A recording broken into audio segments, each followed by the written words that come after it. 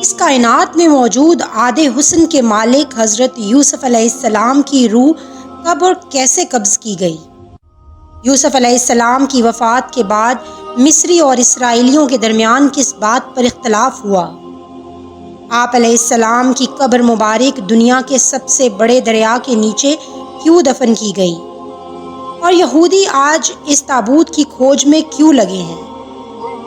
محترم ناظرین، ان سب سوالات کے جوابات ہم آپ کو اس ویڈیو میں آج دیں گے، لہٰذا آپ سے گزارش ہے کہ اس ویڈیو کو آخر تک ضرور دیکھیے گا۔ اللہ تعالیٰ نے ہر نبی کو خوبصورتی، حسن اور بہترین آواز والا بنا کر مبعوث فرمایا۔ حضرت یوسف علیہ السلام کو خوبصورت حسن سے نوازا گیا تھا، یعنی حضرت محمد مصطفیٰ صلی اللہ علیہ وآلہ وسلم کے حسن کا آدھا حسن اللہ تعالیٰ نے حضرت یوسف علیہ السلام کو عطا فرمایا تھا۔ یوسف علیہ السلام کا قصہ قرآن مجید میں موجود سب سے طویل قصہ ہے کہ کس طرح سوتیلے بھائیوں نے آپ کو حسد کی بنا پر کنویں میں پھینک دیا، آپ کو مصر کے بازار میں بطور غلام بیچ دیا گیا اور عزیز مصر کی بیوی نے آپ کو جیل میں قید کروا دیا۔ لیکن ان تمام مصائب و مشکلات اور آزمائشوں کے باوجود حضرت یوسف علیہ السلام ایک دن مصر کے طاقتور حکمران کے عہدے تک پہنچ گئے۔ حضرت یوسف علیہ السلام جب عزیز مصر کے عہدے پر فائز ہوئے تو ایک لمبی مدت کے بعد اللہ تعالیٰ نے حضرت یوسف علیہ السلام کو اپنے والد اور خاندان سے ملانے کا فیصلہ کیا، لہٰذا حضرت یعقوب اپنے اہل خانہ کے ساتھ مصر آئے اور 40 سالوں بعد باپ بیٹے آمنے سامنے ہوئے۔ دونوں کا دل تڑپ اٹھا اور دونوں دیر تک ایک دوسرے سے گلے لگ کر خوب روتے رہے۔ روایتوں کے مطابق حضرت یوسف کے پورے خاندان یعنی بنی اسرائیل، آپ کے 11 بھائی، ان کی اہلیاں، بچے اور حضرت یعقوب علیہ السلام کے پوتے پوتیاں سب نے مصر میں آ کر سکونت اختیار کر لی اور مصر کے بادشاہ نے بنی اسرائیل کو زمین کا ایک ٹکڑا عطا کیا جہاں انہیں آباد ہونے کی اجازت ملی۔ آہستہ آہستہ مصر میں بنی اسرائیل بہت طاقتور ہو گئے۔ حکومتی عہدوں سے لے کر تجارت اور سیاست میں بھی اسرائیلیوں نے حصہ لینا شروع کر دیا۔ جب حضرت یوسف علیہ السلام کی عمر 100 برس ہوئی اور حضرت یعقوب 147 برس کے ہوئے تو اللہ کا حکم ہوا کہ حضرت یعقوب علیہ السلام کی روح قبض کر لی جائے، لہٰذا ملک الموت نے حضرت یعقوب کی روح قبض کر لی۔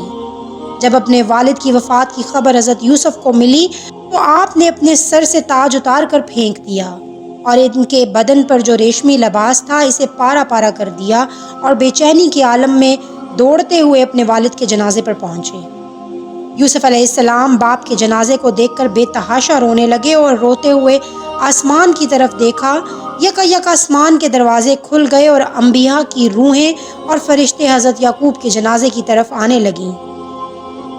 انہوں نے حضرت یعقوب کے جنازے کو نور سے غسل دیا اور انہیں بیت المقدس میں دفن کیا۔ یوسف علیہ السلام اس روحانی نظارے کو دیکھ رہے تھے۔ جنازے کی نماز ادا کرنے کے بعد آپ علیہ السلام اپنے دربار میں واپس آئے۔ آپ غموں سے چور تھے۔ باپ کی جدائی اب آپ کے برداشت سے باہر تھی۔ رات ہوئی تو دریائے نیل کے کنارے جائے نماز بچھایا اور روتے ہوئے پوری رات نماز ادا کی، یہاں تک کہ صبح ہو گئی۔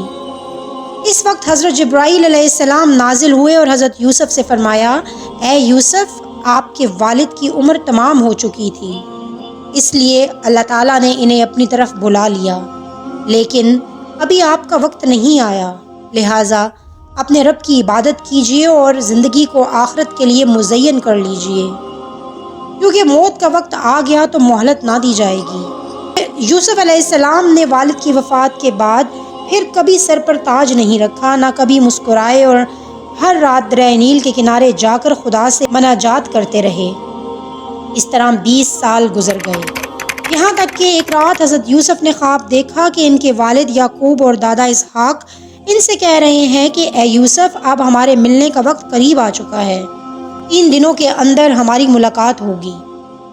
روایت ہے کہ حضرت یوسف علیہ السلام نے ان 3 دنوں میں باپ کو دیکھنے کی خواہش میں اتنی گریہ و زاری کی کہ ان کے والد حضرت یعقوب نے بھی ان 40 سالوں میں اتنی گریہ زاری نہیں کی۔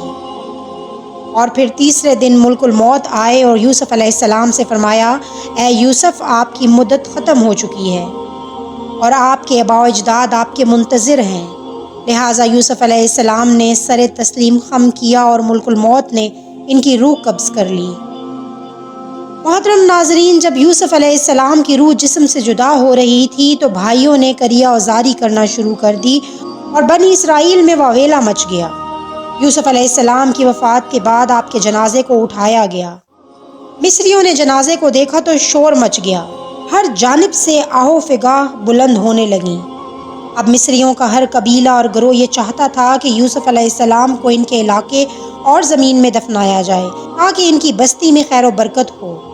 ایک گروہ نے کہا کہ یوسف نبی کو کنعان کے دروازے پر دفن کیا جائے، کچھ نے کہا کہ حضرت یوسف کو کسی اور جگہ دفنا دیا جائے۔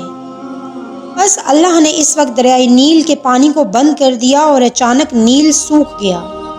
لہٰذا اللہ کی اس قدرت سے اہل مصر سمجھ گئے کہ یوسف علیہ السلام کے جسم مبارک کو نیل میں دفن کرنا چاہیے تاکہ دریا کا پانی آپ کی قبر مبارک کو چھو کر گزرے اور تمام مصر والے اس پانی سے برکت حاصل کر سکیں۔ چنانچہ حضرت یوسف علیہ السلام کے جسد مبارک کو سنگ مرمر کے صندوق میں بند کر کے دریائے نیل میں دفن کیا گیا۔ روایتوں کے مطابق جب ایک عرصے بعد بنی اسرائیل فرعون مصر کی غلام بن گئے تو موسیٰ علیہ السلام کی رہنمائی میں انہوں نے مصر سے ہجرت کی، لیکن ہجرت کے دوران موسیٰ علیہ السلام راستہ بھول گئے اور بنی اسرائیل نیل کے قریب بھٹکنے لگے۔ بنی اسرائیل نے بہت کوشش کی لیکن انہیں صحیح راستہ نہ ملا۔ اس پر بنی اسرائیل کے بزرگوں نے کہا کہ یوسف علیہ السلام نے اپنی وفات سے پہلے یہ وصیت کی تھی کہ اگر تم لوگ کبھی مصر سے نکلو تو میرے تابوت کو بھی اپنے ساتھ لے جانا، لہٰذا جب تک آپ یوسف علیہ السلام کی لاش مبارک کو اپنے ساتھ نہ لے جائیں گے راستہ نہیں ملنے والا۔ اس پر موسیٰ علیہ السلام نے پوچھا کہ کیا تمہیں پتہ ہے کہ یوسف علیہ السلام کی قبر کہاں ہے؟ اس وقت ایک بوڑھی عورت کے سوا بنی اسرائیل میں کسی کو نہ پتہ تھا کہ وہ تابوت کہاں موجود ہے۔ لہٰذا وہ بڑھیا حضرت موسیٰ علیہ السلام کو ایک جھیل کے پاس لے گئی جس کے پانی کا رنگ عجیب و غریب تھا۔ بڑھیا نے کہا کہ اس کا پانی نکال دو۔ جب ایسا کیا گیا تو زمین نظر آنے لگی۔ لوگوں نے وہاں کھدائی شروع کی جس کے بعد ایک قبر ظاہر ہوئی جس میں وہ تابوت موجود تھا۔ موسیٰ علیہ السلام نے اس تابوت کو نکالا اور آگے کا راستہ طے کیا تو آپ کو راستہ مل گیا اور آپ اس تابوت کی برکت سے ارض مقدس پہنچ گئے۔ موسیٰ علیہ السلام نے فلسطین پہنچ کر اس تابوت کو کسی خفیہ مقام پر دفن کر دیا۔ اس واقعے کا ذکر عہد نامہ قدیم میں کتاب یسوع میں موجود ہے۔ اسی طرح یہودیوں کی ایک مقدس کتاب جن سربا میں بھی اس قصے کا ذکر آیا ہے۔ موسیٰ علیہ السلام نے اس تابوت کو لوگوں سے چھپا کر کسی نامعلوم جگہ پر کیوں دفن کیا؟ اس کا علم صرف اللہ تعالیٰ کو ہی ہے اور اس کے پیچھے کیا حکمت پوشیدہ ہے یہ کوئی نہیں جانتا۔ فلسطین کے مغربی کنارے پر ایک شہر آباد ہے جس کا نام نابلیس ہے۔ نابلیس میں واقع ایبل پہاڑی کے قریب ایک مقام ایسا ہے جس پر 50 سالوں سے اسرائیلی یہودیوں اور فلسطینی مسلمانوں کے درمیان ایک جنگ چھڑی ہے۔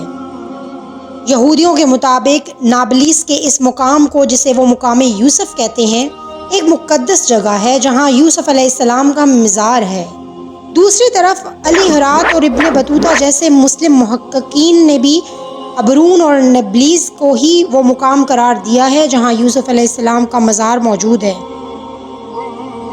1967 کی عرب اسرائیل جنگ کے بعد یہودیوں نے اس جگہ پر قبضہ کر لیا تھا، جس کے بعد یہ مقام اسرائیل کے قبضے میں چلا گیا۔